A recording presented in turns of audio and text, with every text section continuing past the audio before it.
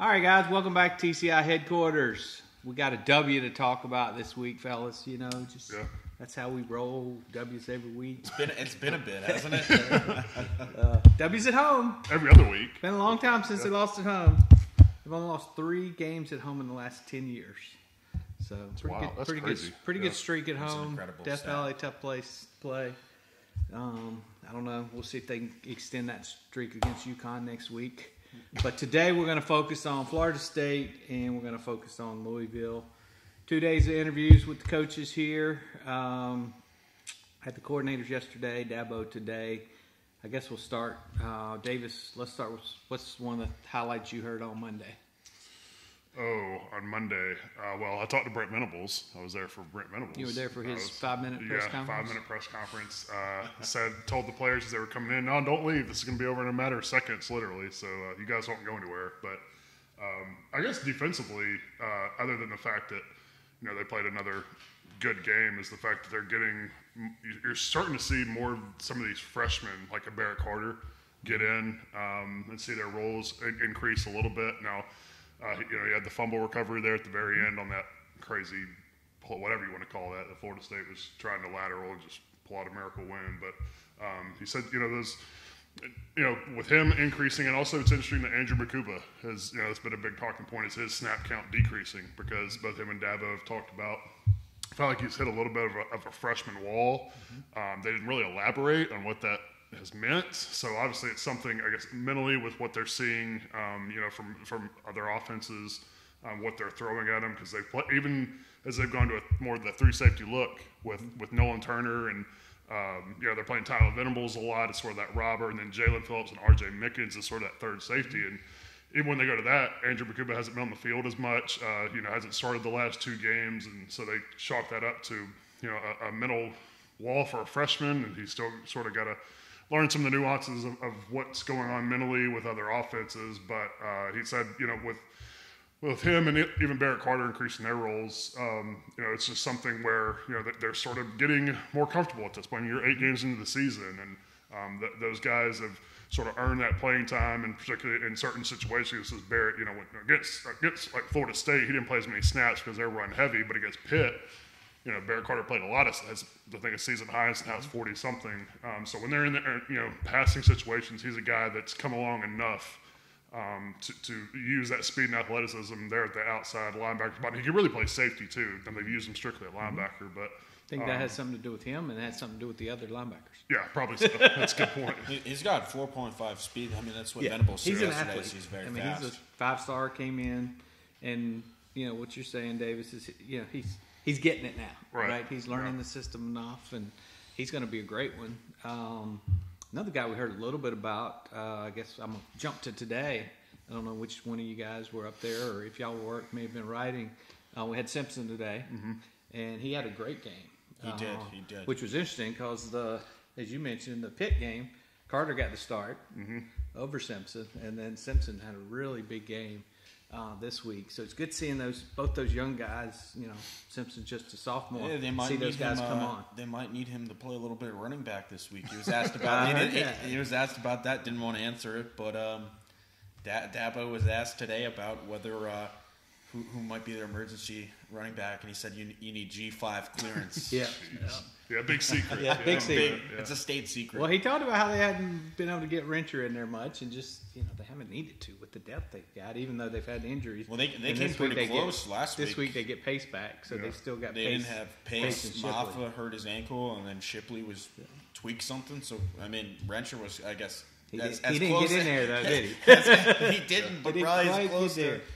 But no, running back. A lot of talk about that this week from Dabo and everybody. Just Shipley coming on, and Dabo talked last night on the radio show just how great they feel about those 3 guys with Pace and the 2 freshmen. They feel like big things are ahead with the running back over the next few years. Yeah, obviously they would have liked to redshirt one of them, but circumstances didn't exactly allow for that. I think they're too good to redshirt. I mean, Shipley was never going to redshirt. And Maffa, you've seen what he's been able to do. He may end up in that portal if you're not careful with him. So no, I think it's great for them, particularly for the future, to get those 2 freshmen as many snaps as they're getting at this point. But as we mentioned, another injury or two, it's getting dire. Because last week they were down to 3 scholarship running backs, and Darren, as much as Dabo keeps talking about he's such a good player, he never sees the field. He played only against South Carolina State, I think, this week. So, and they are getting Kobe Pace back, so that helps. But it was interesting. Will Shipley said after that game Saturday, he sort of tweaked a knee during practice and then re-aggravated during the game when he planted. So I don't think it's anything serious. That's some toughness. Yeah, they haven't said anything else about that. They haven't voiced any major concerns about that, and Shipley didn't seem concerned about it. But I mean, it's a getting Kobe Pace back helps, but they need to stay healthy. To get through the last 4 games. Well, and that scoring play he made that was a want to play. Yeah. I mean, he was gonna get in that end zone. And a talent. I mean, that's why he was a 5-star recruit, right? I mean, that kind of when you cut back twice. I mean, there's only one player in this roster that can do that. And that's I don't think many Clemson fans or anybody who watches football in general, when you look at Shipley, you don't feel like he's a back like that. More of somebody who can. Be elusive, but I mean the power that he has at the same time and be able to carry guys in the end zone like he did on that final run. But that run, I think, exemplifies why even as much depth they had at the beginning of the season before Lynn J transferred, Michael Dukes, even with all that depth, why he was always from day one in camp getting reps with the first team. I mean, he's that kind of special talent, I think. All right, you talked about injuries, and we've had some guys the last 2 days talk about offensive line. We got more injuries there. Sounds like the latest there is Trotter and Putnam are day-to-day. Day-to-day. Everybody's day-to-day. He said day-to-day, but he also said, we think we'll see another offensive line lineup this week. Yeah. So I don't know if Trotter... tells us Rayburn's going to be the center. Yeah. I don't know if Trotter will... I think Putnam's probably in a better position at this point than Trotter is. Especially because he finished the game even though he was playing hurt. Right. It seems like he's been playing hurt all season when he's been in there. So. I would venture to say that we'll see Rayburn back at center this week. So the good news with all of that flip-flopping is those guys are developing. They're getting real snaps, not snaps when the game's a blowout. Dabo talked a little bit today about Mitchell Mays, talked about Paul T.O. and just what those guys need to do. And how they're kind of on the verge of when he was talking about Mays and T.O., he sounded a lot more comfortable with having to put Mays in there than T.O. It seems like they don't feel like T.O. is completely not that he would be as a redshirt freshman, but he's not a polished product, and he kind of compared. T.O. is where Hunter Rayburn was last year, and Dabo is hoping that T.O. can be where Rayburn is now, because Rayburn has really come along. I mean, he played a great game against Boston College, and then I think he ended up playing the majority of the game against Florida State after Trotter went down, and he played quite well. So. They said they said he had to be ready. They said they put him in one play Saturday, and he wasn't ready. No, he wasn't ready. I guess they put him right back out. Yeah. Well, I think that's indicative too of what happened against NC State, right? Like they won. Like Marcus Tate is obviously the most talented. That's why they've been starting him. Then he's obviously wasn't ready early in the year. They put Paul T.O. in there against NC State for the start. Then he doesn't. That was his only game to start. They put Marcus Tate back in the starting lineup the next game. So. Yeah, I think there's still a ways for those guys to come. But to your point, I think if you can mix them in and get some reps, that's nothing. Can't be anything beneficial going forward. The whole problem with them not being able to mix anything in, as Dabo said, every game has been life or death, win or lose, coming down to the last play, and so they haven't exactly. They won by 10 points this week. It wasn't life or death. Just because they were trailing with 3 minutes to go. Right.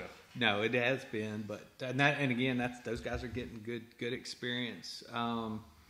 What are some of the other things you guys heard from Dabo today? Well, I think it's, I think there's like some real tangible optimism with what happened offensively at the end of that Florida State game, because I think there was a lot of people, media fans that thought when that strip sack happened and Florida State took the lead there in the middle of the fourth quarter, it was like, well, that's the game, because Clemson's offense up until that point they gave you no reason to think they could actually answer with a drive. They didn't do anything in the second half. Yeah, and so the fact that they got a lot of help, obviously, with the penalties. Yards, so that helped. But still, I mean, even when they get in the red zone or so, it's been no guarantee that they ever finish those drives. I mean, they've had to call on BT Potter a lot. They had to do it a lot. Saturday, he just had his worst game of the season. But they, it's interesting that they talked about the defense and the special teams have bailed us out all year. We needed the offense to do it, and it finally did. Now the challenge is taking that on the road, because they're 1-3 away from Memorial Stadium. And the only win they got was at Syracuse when Syracuse missed a potential tying field goal as time expired. So they've got to find a way to take that under and quit turning the ball over in these games. I mean, Pitt, the DJ's 2 interceptions and the pick 6. I mean, yeah, they've allowed a defense touchdown in the past 2 games. You just can't allow that to happen if they want to win on the road. Yeah, so you got to be able to clean that up because you're able to overcome that. It helps when you have 80,000 people mostly rooting for you. You go on the road, you don't have any of that. Yeah. So you got to be able to cut out all those mistakes and take what they did Saturday on the road, and they got to go prove they can do that. Another thing we heard some talk about from Venables and some of the players this week, and I don't think we had Miles yesterday, but sacks. Saturday. We finally got the sacks this week. Yeah. Dabo talked about, against Pitt, they had lots of chances. I think he said they missed 7 chances for sacks, and this week they got 6 against a quarterback that's hard to get on the ground. I was watching the highlight of one of the plays Rook made, getting back there and just kind of staying with the quarterback, and so that was a big difference that we saw this past game. Yeah, and it's interesting you bring that up because Dabo talked at length today about Tyler Davis's impact, and on that same play, he said Tyler Davis is one that actually made that because he sort of scraped around and kept his lane integrity, I guess as they call it, and didn't allow him to get out of the pocket, and then Rook finally pushed it and corralled him. So, yeah, I think, but on the ends, I think Miles Murphy and Xavier Thomas have been quietly had really, really good years for them. Been really impactful, been really disruptive. And, yeah, they keep talking about all these dual-threat quarterbacks, and they're going to face another one this week, Malik Cunningham. And so far, they haven't done anything. I mean, Garrett Schrader at Syracuse had 6 yards. Jordan Travis had minus 4 net yards. And 6, like you said, 6 of those were sacks. So that hasn't been an issue for this defense so far. Well, just talking about the defensive line, I mean, Dabo mentioned today just kind of how Tyler Davis's impact can't really be seen in the box score. I mean, he did a lot to impact stuff, and you can tell how much they really missed him without him being in there. Obviously, Rook and Trey Williams kind of held their own and did what they were asked to, but they're obviously not guys that are quite ready probably to see that starting role quite yet and more rotational. I mean, Rook has done a good job starting, but that's besides the point.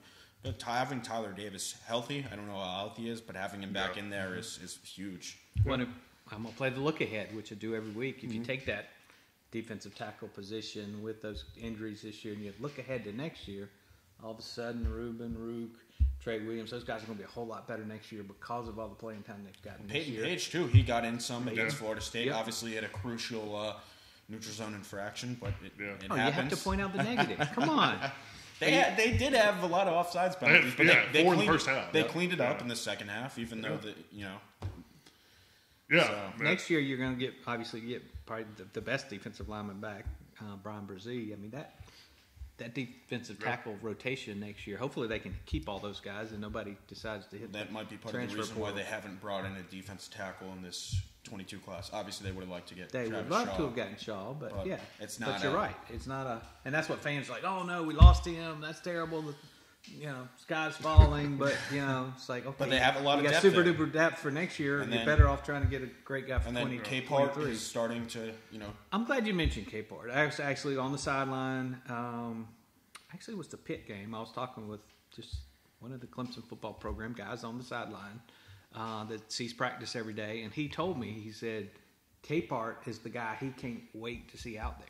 Just from what he's seen over the last couple of years in practice, just the way he uses his hands. He came in as one of the services had him as a 5-star when he came in, been battling injuries and different things, but they feel like he's going to be a really, really good addition when he gets healthy.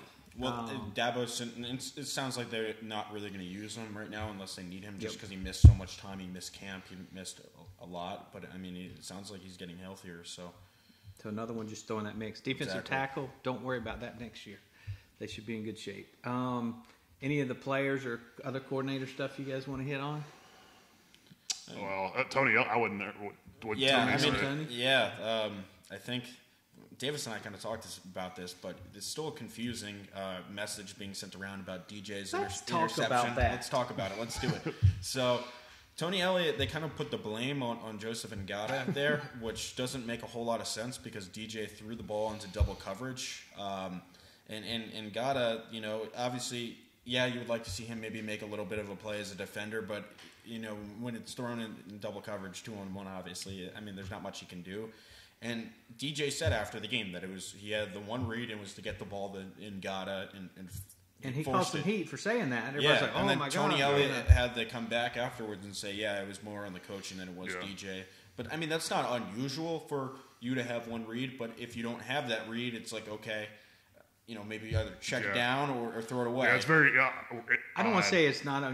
I mean, I want to, and maybe this is what you're getting ready to say, Davis. To me, it says something about where they think DJ is. I agree. Right? Yeah. The fact that they're like, okay, just look over here and throw it to this guy. Right. That tells you a little bit about their confidence in him being able to process multiple things. I'm with you. And it doesn't. It's odd, too. It doesn't make any sense when you say that was the only read on the play when you've got 3 receivers out on the route. It's like, well, clearly that wasn't the only option there. But, yeah, it's very obvious that they're trying to approach him with kid gloves. And the holding guy thing, I think, is ridiculous. Like, he threw it into double coverage, first of all, and then it was underthrown. So you're asking your receiver to come back between double coverage over a guy and try to break that up. Like, I don't understand that at all. It also doesn't add up because through majority of the game, DJ did a good job of getting the ball, throw the ball away, something he hasn't done a good job of. And then you had that pass, and it was like you were in field goal range too, right? It's like you take one step forward and take 2 steps back. Yeah. So I think he's playing. I think he is playing better at times. It's still you have those 1 or 2 instances per game where you can just visibly see that he's pressing and just trying to make something happen. Because this offense has just struggled so much. You're trying to go out there and make plays. Even the screen to E.J. Williams on the fumble at midfield. I mean, Florida State had that covered up, and he had to hold the ball. And even Dabo and Tony Elliott did say, you got to just throw that in the ground, eat it, live to play another game. And he throws it late anyway. And, E.J.'s got to hold on to the ball. But by the time he throws it, the Florida State defender's just waiting on him to catch it. And he fumbles. That's been the problem all season is he's kind of tried to rely on his arm rather than instincts and his footwork is. Yeah, I just think I think a lot of it is between his ears right now. Yeah. And I honestly, at this point of the season, I don't know if that's correctable with the things that have gone on because it just hasn't. It hasn't been a season that's lived up to expectation for him or this team. Well, after the game, Tony Elliott and on Monday, he kind of talked about how they just want him to be able to manage a game, and that kind of tells you how they think where he's at right now. We're going to run the football and hope that DJ doesn't turn over the football. Dilford managed the game and won a Super Bowl. Yeah, Trent Dilford. And of course, he's also the one that says that Clemson messed up. Yeah, DJ. Yeah. and he also yelled at his high school quarterback and was all over social media for doing that earlier this year. I will say Clemson's defense is good. It ain't Baltimore Ravens 2000. Oh, come on. It ain't that good. Next year. But I am interested. Ray Lewis. Yeah, I am interested, because they keep baby. I just don't know if it's just to, not throw him under the bus more publicly and, or talk about his shortcomings publicly, or if they're just maybe trying to not lead to a transfer situation or what to do. I think it's got to be that. I think they feel like he's their best choice. They kind of got to live with him. The offseason's going to be interesting when you do bring in especially because Cade Klubnik's coming in January. Exactly. He's going to have an opportunity to learn the offense. Spring will be a lot different. And, knowing Dabo, they'll say, DJ's the guy. If DJ's the guy until they absolutely have to say something different. But I think everything we've seen from Cade is he definitely can come in and push for sure. That's for sure. Well, and he's a dual threat guy too, which is something I think Clemson. I know people talk about how Trevor ran the football, but he was not a dual threat quarterback. That's something they've missed since Watson. When he injured his non-throwing shoulder, he actually caught a pass and was going down to the goal line. So maybe they can add some new wrinkles in the offense. All right, guys, that's a ton of stuff headed your way. I think we hit all the big key topics the last couple of days. Still a lot to talk about. We'll have everything covered for you all week long. We'll all 3 be headed down to Louisville. Going to do the bourbon tour. I can't remember the place Bart wants us to go. Buffalo Trace. We'll be going to Buffalo Trace. So don't worry, anybody down there Friday, you want to go to Buffalo Trace, you might run into us. Yep. I don't get no idea. Bart says we got to FaceTime him when we get there because he's flying in from Orlando, and let him pick out what he wants. Bart's fancy. You'll be signing autographs and taking pictures. That's what we'll be here. Kissing babies. We'll be sometime mid-afternoonish. We'll meet y'all at Buffalo Trace. But should be a fun trip, and hopefully Clemson can find a way to continue the win streak they've got going here, which stands at 1. Let's see if we can get it to 2. But stay tuned to TCI all week. We'll have everything covered for you this weekend from Louisville for the most complete coverage of Clemson football and Clemson recruiting. Stay tuned to TCI.